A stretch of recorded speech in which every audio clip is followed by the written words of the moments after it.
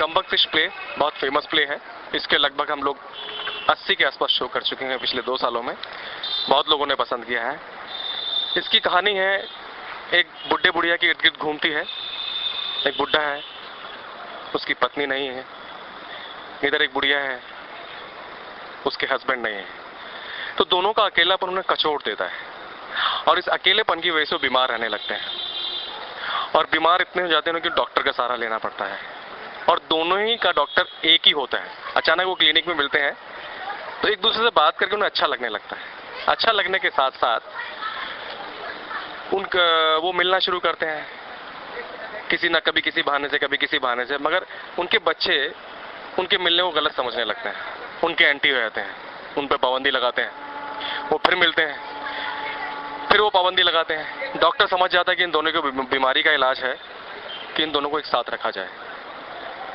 तो वो कहता है कि तुम दोनों शादी कर लो। तो कहते हैं बच्चे क्या सोचेंगे। तो डॉक्टर कहता है कि बच्चों की चिंता आप मत कीजिए, आप शादी कर लीजिए, सब ठीक हो जाएगा। वो कहते हैं कि अपने बच्चों से कि हम शादी करना चाहते हैं। वो बहुत ज़्यादा लड़ाई करते हैं। तो कुल मिला के वो शादी करने के लिए बच्चे भी तैयार हो जाते हैं।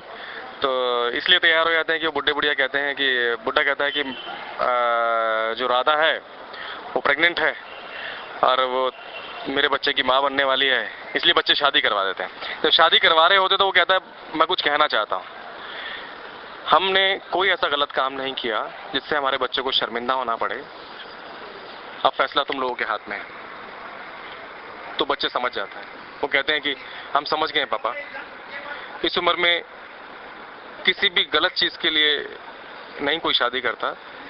ये सिर्फ अपने अकेलेपन को दूर करने के लिए है, कुछ अपनी कहने के लिए, कुछ उनकी सुनने के लिए।